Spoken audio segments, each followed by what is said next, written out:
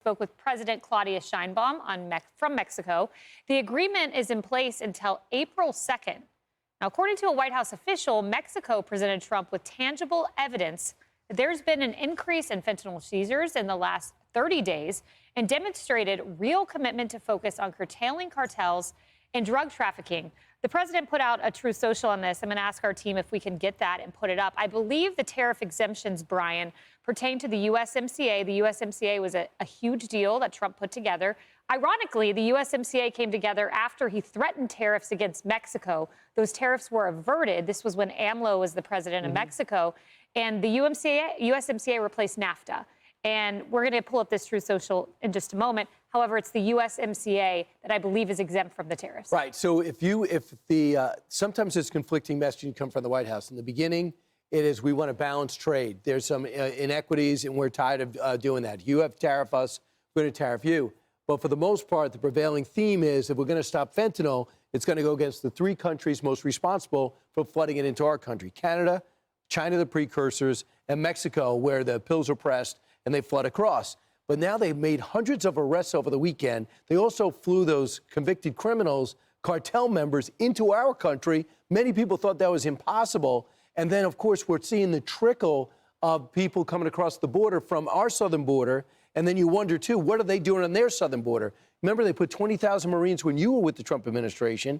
They must be doing something, because it's definitely helping us seal it off, which makes you think that there's less fentanyl getting across. And she was able to make that case today. So the president, take the win. This seems to be a win.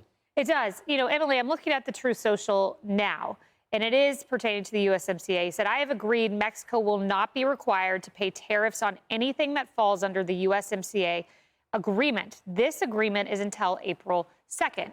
So you see this here, and I wanted to bring up this point about deadlines. I think it's important. Trump got a lot of criticism from the media. You know, how dare he put these tariffs in place as he did just this week?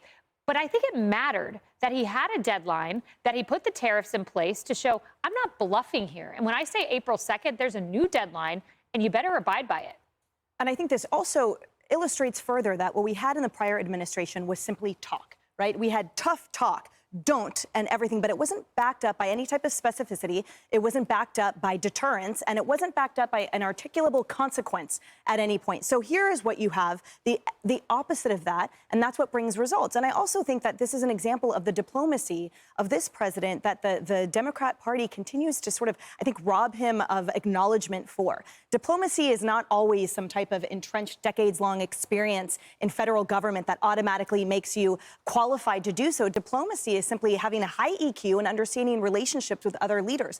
That includes what the push factors and what the pull factors are, incentives and deterrence and consequences. And so I see here that he's demonstrating with every relationship the understanding of our relationship with the country, of the ill effects of open, porous borders and lax rules and zero enforcement, but also an acknowledgement that, look, there's a new sheriff in town. I'm prioritizing Americans, and I respect your position as president or prime minister or the like, but that doesn't come without a higher respect for my own people.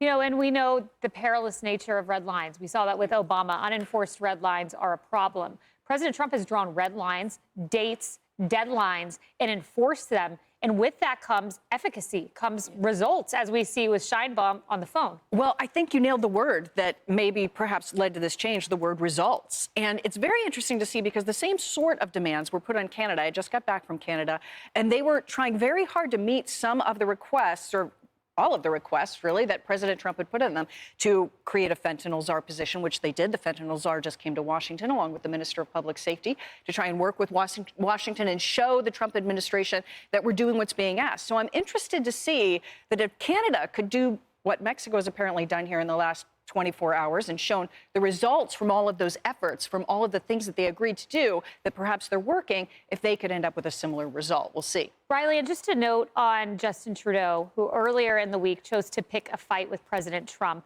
And I think this is a unique scenario, because you have Claudia Sheinbaum, you have these other leaders who want to be reelected. Trudeau's on his way out. There are no political consequences for him to pick this fight, and you wonder if he's going to do it on the backs of Canadians. Yeah, we will see. But to your point, we have a real leader back in the White House. A new sheriff is in town. And President Trump spoke of this in his joint address to Congress. he mentioned, in talking actually about the border bill, he said, look, Biden was begging for a border bill. Turns out we didn't need a new border bill. We needed someone in office to enforce what we already have. And that's what President Trump has done. Of course, you see these conversations this past week with Zelensky. He earns that respect from other world leaders. So we'll see what Trudeau does. You know, Riley, what I'd love to see if you do seal the border. We never got to the point where we seal the border.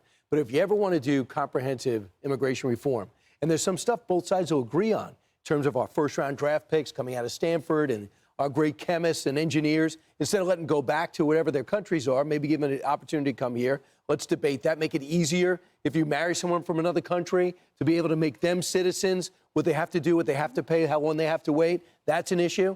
But we never got to the point where we seal the border. We might be at the point in a year where the border is actually sealed and we can move this conversation forward. Yeah, that's right. We did not need a border bill. We needed a new president, which is exactly what you cited there.